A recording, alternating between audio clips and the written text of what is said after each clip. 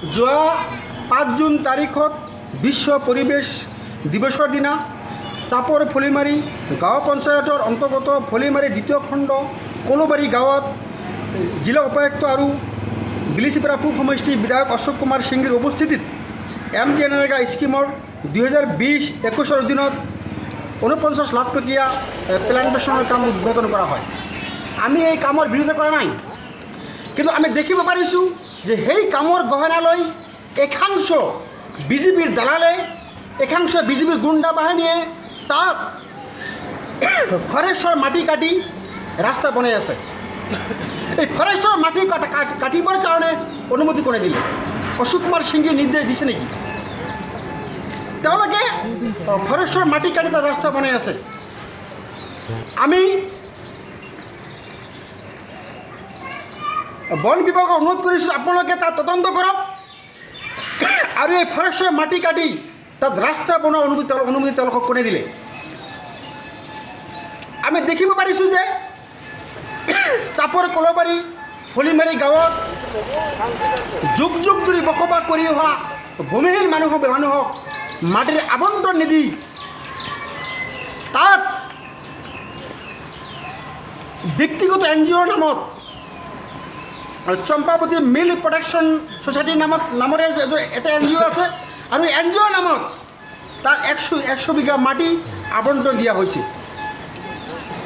আমি জানো সেই NGOৰ লগত অশোক কুমাৰ সিংহীৰ বিধায়কৰ ভাল সম্পৰ্ক আছে, আৰু সেইকাৰণেই যুগ যুগ ধৰি বসবাস কৰি হোৱা কলবাৰী গাঁৱৰ ৰাইজক বঞ্চিত কৰি DC আৰু চাপৰ চাৰ্কেল অফিচাৰ আৰু বিধায়ক অশোক কুমাৰ সিংহী তেওঁলোকে ষড়যন্ত্ৰমূলকভাৱে 100 বিঘা মাটি সেই ব্যক্তিগত NGOৰ নামত আবণ্টন দিয়া হৈছে। আমি দেখিব পাৰিছোঁ তেওঁলোকে প্লান্টেশ্যনৰ কাম নামমাত্ৰ আৰম্ভ কৰিছে। তেওঁলোকৰ আচল ৰূপটো আমি গম পাইছোঁ। তেওঁলোকে ভৱিষ্যতত তেওঁলোকে তাত ডায়েৰী ফাৰ্ম বনাব। অতি দুখজনক কথা যে আমাৰ ঐতিহ্যপূৰ্ণ ধীৰ বিলখন ধ্বংস হৈ যাব। যদি তাত ডায়েৰী ফাৰ্ম স্থাপন কৰা হয়, ঐতিহ্যপূৰ্ণ ধীৰ বিলখন একেবাৰে ধ্বংসৰ মুখলৈ ঠেলি দিব। আমি অশোক কুমাৰ সিংহীক ধুবুৰী জিলা উপায়ুক্তক প্ৰশ্ন কৰিব বিচাৰিছোঁ যে আপোনালোকে বিগত দিনত চাপৰ চাৰ্কেলৰ অন্তৰ্গত কিমানজন ভূমিহীন মানুহক মাটিৰ আবণ্টন দিয়া হৈছে? আমি প্ৰশ্ন কৰিছোঁ জিলা উপায়ুক্ত মহোদয়ক যে আপোনালোকে যুগ যুগ ধৰি বসবাস কৰি হোৱা চাপৰ অঞ্চলৰ দুখীয়া ভূমিহীন মানুহক মাটি আবণ্টন নিদি আপোনালোকে কোন আৰ্থত, কিহৰ ভিত্তিত ব্যক্তিগত NGOৰ নামত আপোনালোকে 100 বিঘা মাটি আবণ্টন দিছে? আমি জানো যে ধুবুৰী DC মহোদয়জনে সম্পূৰ্ণ বিধায়ক অশোক কুমাৰ সিংহীৰ কথা মতে ব্যৱহাৰ কৰে, আৰু এই সুযোগতে বিধায়ক অশোক কুমাৰ সিংহীৰ সম্বন্ধীয় তেওঁৰ লগত সম্পৰ্ক থকা এখন NGOৰ নামত DCক মেনেজ কৰি 100 বিঘা মাটি আবণ্টন দিয়া হৈছে।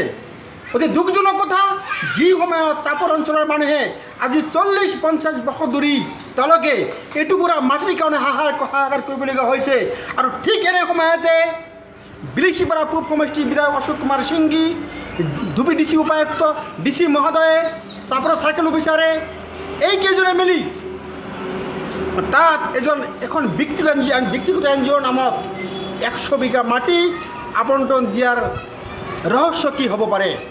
আমি অসমৰ মুখ্যমন্ত্ৰী মহোদয়ক দাবী জনাইছোঁ যে অশোক কুমাৰ সিংহী নামৰ বিধায়কজন দুখীয়া ৰাইজৰ হৈ কাম নকৰে। তেওঁ কেৱল ব্যক্তিগত মুনাফাৰ স্বাৰ্থৰ কাৰণে আজি 100 বিঘা মাটি তাত আবণ্টন দিছে।